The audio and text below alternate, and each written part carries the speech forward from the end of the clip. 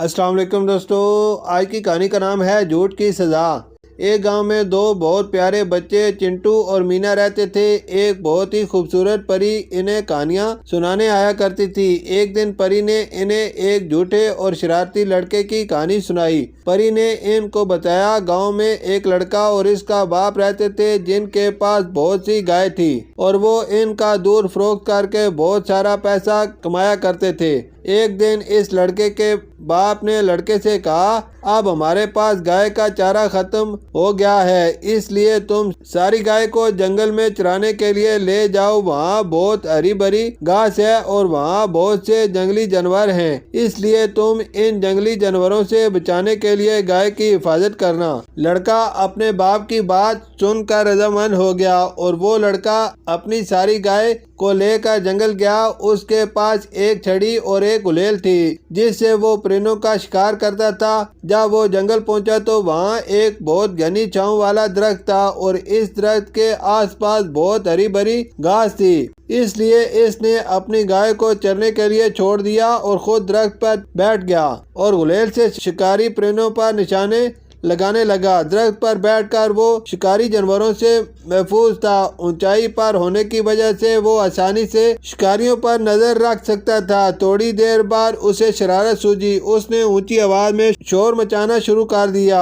शेर आ गया, शेर आ गया, बचाओ बचाओ। जंगल के पास ही गांव था। उसकी आवाज सुनकर गांव के लोग इसकी मदद करने के लिए भागे। लोगों के हाथ में दरांती, कुल्हाड़ी, चाकू, लकड़ी की छड़ी और जो कुछ भी इन्हें मिला लेकर इस लड़के की मदद करने जंगल की तरफ दौड़े। जब गांव वाले वहां पहुंचे तो उन्होंने देखा वहां कोई शेर मौजूद नहीं और वो दरख्त पर बैठा जोर जोर से हंस रहा था और गांव वालों का मजाक उड़ाने लगा और कहने लगा, मैंने तो सिर्फ कहा है। गाँव के लोग इससे सख्त नाराज हुए और कहने लगे, हम लोग अपने जरूरी काम काज छोड़कर तुम्हारी मदद के लिए आए और तुम झूठ बोलकर हमारा मजाक उड़ा रहे हो। सब गांव वाले वापस लौट गए और अपने काम काज में मसरूफ हो गए। दूसरे दिन फिर लड़के ने वही झूठ बोला, शेर आ गया, शेर आ गया। गांव के कुछ लोग इसकी मदद के लिए दौड़े और जब वहां पहुंचे तो वो वैसे ही इनका मजाक उड़ाने लगा। गाँव के लोगों ने फैसला किया कि हम इसकी कभी मदद नहीं करेंगे। ये कहकर गांव के लोग वापस लौट गए और लोगों ने इस लड़के के बाप से शिकायत की कि तुम्हारे बेटे ने हमारे साथ झूठ बोलकर हमारा वक्त बर्बाद किया और झूठ बोलकर हमारे साथ घटिया मजाक किया।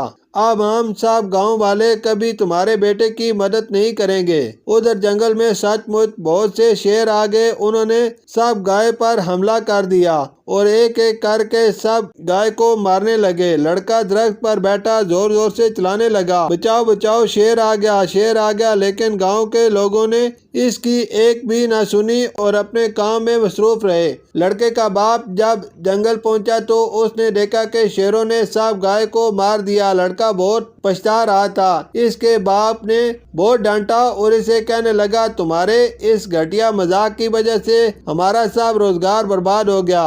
अब हम कहां से रोजगार कमाएंगे। लड़का बहुत रोया और अपने बाप से माफी मांगी और वादा किया कि आइंदा के बाद कभी झूठ नहीं बोलूंगा। परी ने चिंटू और मीना को समझाया, हमें कभी झूठ नहीं बोलना चाहिए ताकि बाद में हमें पछताना न पड़े।